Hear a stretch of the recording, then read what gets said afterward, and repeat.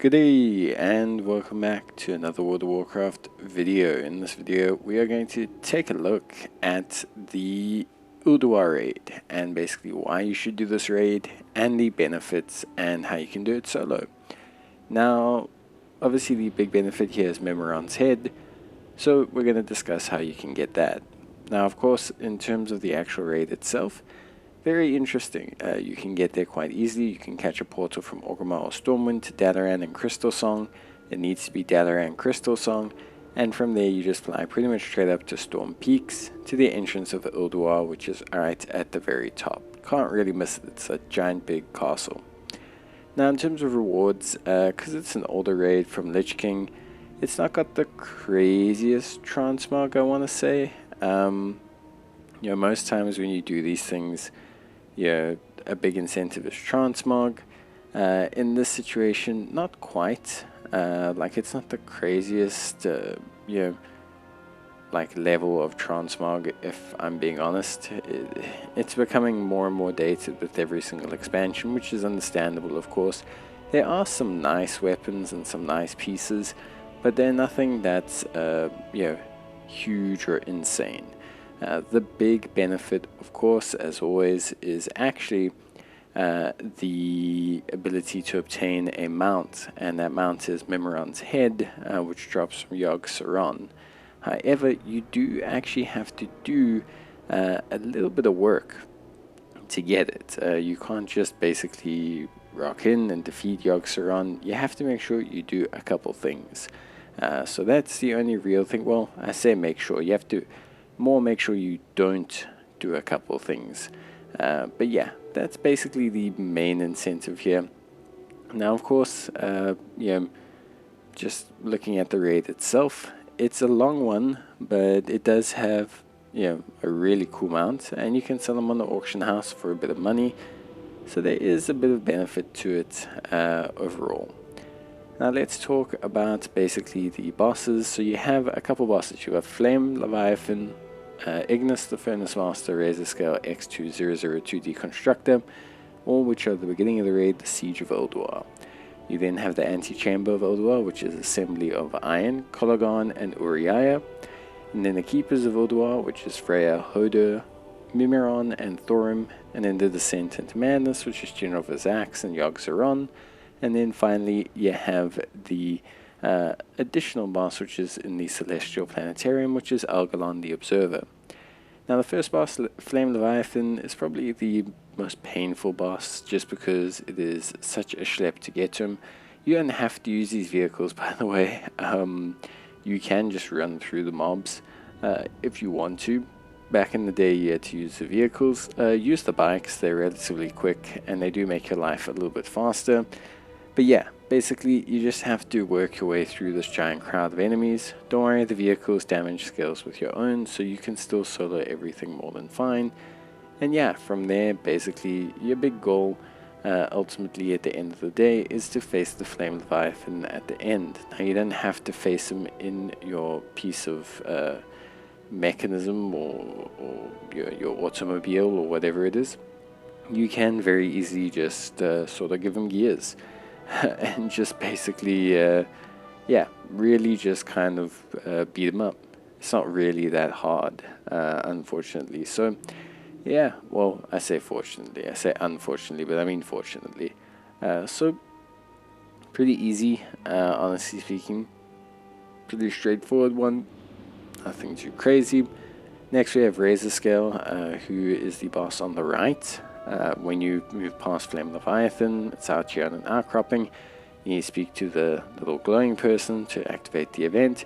And how this one works is waves of enemy will come, and then while they are attacking, you will just need to defeat them or stall them, and slowly the harpoons will be rebuilt. Once all 4 harpoons have been rebuilt, you will click on all of them, bringing Razor Scale down to the ground where you'll be able to one-shot them. It takes a little bit of time, so don't panic too much, but once they start building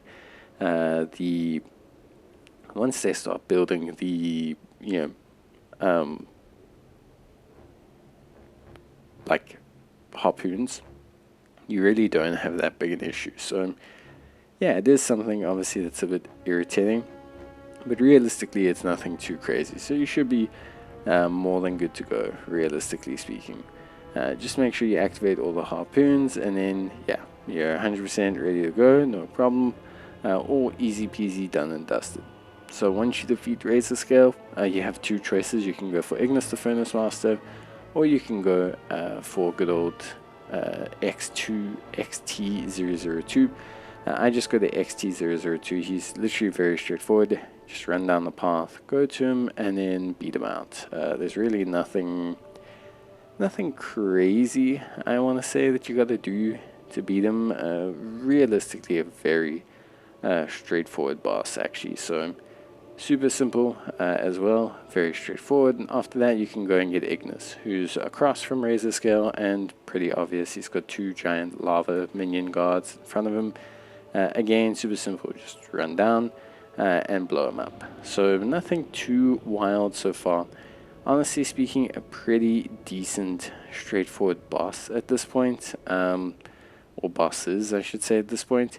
Once you defeat Ignis the Furnace Master, you will unlock a teleporter, like a little teleporter pad that will open up. So if you run back up from Ignis, back to the center of all the bosses, you can see it here, you'll find this little glowing pad, and if you right click that, you want to teleport to the antechamber of Ulduar, so that you can begin the next phase of your journey. So pretty good stuff so far, honestly speaking. Super simple. In this section we'll take on the Assembly of Iron, Kolagon, and Elgalon the Observer. Now technically speaking, Uriah is part of the antechamber, but we're not too concerned. The Assembly of Iron, pretty straightforward. You just run to the left, and then you're just going to slap them down, hit them with a big old attack, and defeat them. Nothing too wild in terms of like their overall capabilities or anything, so you don't have to worry too much about that. Honestly speaking, a very straightforward, very straightforward pairing actually. So that's pretty simple, and then essentially what we want to do after that is you can opt to go do Elgalon the Observer. Now you don't have to do Elgalon the Observer. He's actually not required for anything, but you can if you want to. So you don't have to, but you can. It's kind of one of those situations. Obviously there is a benefit to taking out Elgalon. There are some pretty nice weapons. I actually remember when this first came out, or I first experienced it, it was pretty trippy. I'm not gonna lie, it was pretty crazy to kind of see what they had going on, in like the bottom, or I guess in the bottom, but like this kind of stuff, the whole Azeroth, World Soul, Pantheon type of thing. It was very interesting when it first came out. But Elgalon's pretty easy, piece of cake, and next we move on to Kolagon, who's up the steps from the very beginning when we teleported in. So again, super simple. If you want an achievement, just stand in the middle and make sure you defeat both arms at the same time. Generally speaking, that's a pretty good call.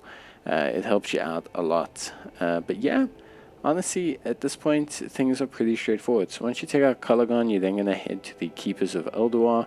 Now, the Keepers of Ulduar, this is a very interesting section, because the Keepers of Ulduar doesn't need to be done in a specific order, but this is where you can make the mistakes. So firstly, you can defeat Uriah, that's the lady walking around in the circle, at any given time. So she will have her own section, but you can defeat her straight away. If she's in your way, just get rid of her, basically, to cut a long story short.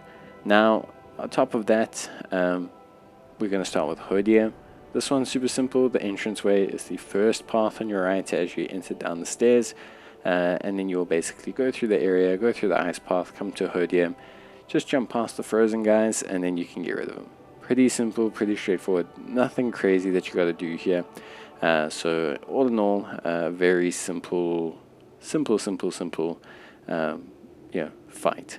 So with Hodir down, you can jump past him, and then you'll immediately basically be able to head over to Thorim. Thorim has this little pathway, and then you enter an arena. That arena will have some combatants in it. You need to take out those combatants, and then there will be a little pathway to the left behind a gate. Now you're going to need to press the lever so that you can open up that pathway. So you'll see there to the left of the little gateway there's a little lever with like a blue glow, so it glows blue. Very, very good. And yeah, you can, basically, to cut a long story short, activate that and then head through. Now when you go to fight the boss, it's going to be a little bit irritating because you are going to how can I say, get stunned by this like this little kind of stop cutscene thing that he's got going on. Very irritating, but it's not a huge problem. So yeah, you're gonna have that happen, and then you can defeat Thorum, and then he's gonna jump down. Then you're gonna have to defeat him and his homies. So you're gonna have to defeat him and his little troop of enemies, defeat them, and then afterwards you're kind of ready to go. So when I say ready to go, you're like you're ready to move on to the next section. So now you're going to take on Freya. Now Freya, in theory, you can actually weaken by destroying some crystals that are around her map. But you don't have to do that anymore. You can just run directly to her. She wanders around a little bit, but she's located at the back to the right. So if you see that green crystal, just kind of run in between that green crystal or to the left of it, and then eventually you'll come to Freya, who will kind of be doing her thing.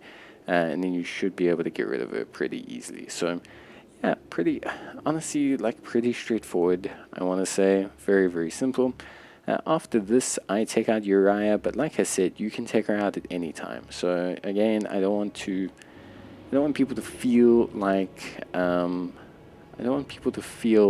they can't take her out. You can definitely take her out with ease. You can definitely take her out whenever you want. So don't panic too much. I don't want people to think like they can't do anything or take her out or do anything like that. So yeah, definitely 100% you can just kind of go for it. It's not a real major train smash. Now after this, we're going to take on Mimron. For this, you need to catch the railway car. So it's that final little path there to the side. Don't worry too much. Pretty simple, really.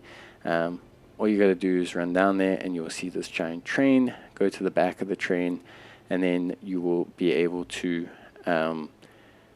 go to the back of the train, and you will be able to activate the train. You'll press a switch, and then that's going to push you in the train towards the next section, which is pretty cool. Obviously, super cool. Get to the train, do your thing, no real major issues. So far so good, pretty straightforward. Once you get to Mimron, he's going to do his best Voltron impression. So he's just going to basically go full on Voltron mode. He starts with like the legs, I guess, the legs. Then he moves on to the body, then he moves on to the head. All, kind of stock standard, like Mimron, Voltron kind of mimicry stuff going on. So you don't really need to worry too much. Honestly, it's just make sure you aim for the head, especially in the I want to say beginning, the final fights against Mimiron, because if you don't aim for the head, then sometimes you can just linger around. It can become a bit messy. But yeah, he's going to go through the whole, it's a bit of a long spiel. He's going to go through the legs, then the body, then he's going to go through the head, and etc, etc. So yeah, simple fight, but can be a little bit long-winded. So just be prepared to go through a lot of dialogue. When I first did this, it was actually super interesting. I remember the fact that they could combine different parts of the boss or whatever was like, whoa, that's crazy. I can't believe they're doing this. So yeah, definitely super interesting. Ultimately, at the end of the day, though, now quite irritating because we're trying to farm it. But yeah, no, honestly speaking, so far, super simple. Like I said, yeah, it's honestly a really simple process. What you do want to do, ultimately at the end of the day, is you do want to basically, just go with a fast class. Especially in this section, you can't mount up inside, so that's why I kind of went Demon Hunter. but anything with speed boost will do well. After that, teleport back to the Conservatory of Life, because that is for Freya, and you'll be able to just kind of walk backwards. Now this is the important part. You need to make sure that you do not accept the help of any of the Guardians. So if you click on them, you'll see this option saying accept help. Do or lend me your aid or whatever. Don't accept it. Ideally just don't talk to them, but don't accept it. If you click them for some reason, just click goodbye. Do not accept it. Don't click it. Do not pass go. Leave it at that. Once you've done that, you're basically good to go. The next boss will be General Verax. Sorry. Very simple boss. Honestly speaking, not that difficult at all. Pretty straightforward. What you do have to do here is, basically just jump down and kill him. There's really not that much that you need to do, which is fine. Like, it doesn't always have to be some crazy plan or whatever, or strategy or anything. This guy is just one shot him. Just take him out. Just get rid of him, which is fine by me. Personally speaking, I think it's much preferred. So then you run past him, and then you come to Yogg-Saron. Now Yogg-Saron, a little bit complicated. I say a little bit. You just need to make sure you know what you're doing. So firstly, to get Yogg-Saron to appear, Sarah is going to spawn these little gas clouds that are going to turn into these Guardians. You need to run them over to her and defeat them on top of her. That's going to then spawn Yogg-Saron. So that's the first section. Then he's going to spawn these tentacles. You need to defeat the tentacles. And then what will happen is he's going to spawn these Descent into Madness portals. Now you need to complete 2 Descent into Madness portals. So you have to do 2 of them.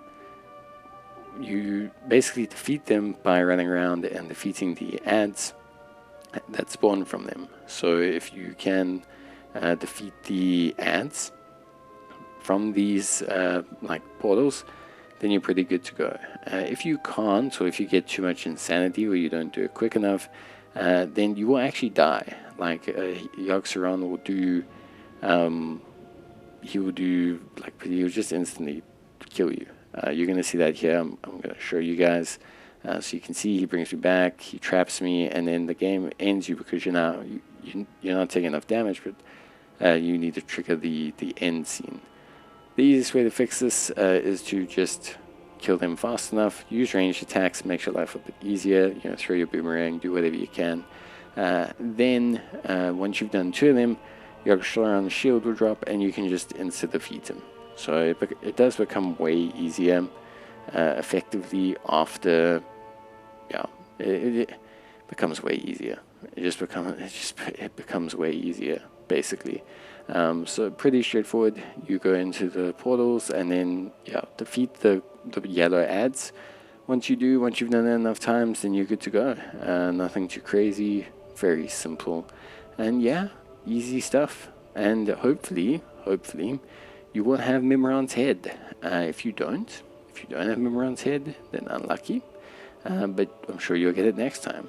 But that is Ulduar, a long raid with interesting transmog, but ultimately at the end of the day you are doing this for Mimron'S head, which I think personally for me is a pretty good enough excuse to do it. But that's basically going to be it from me.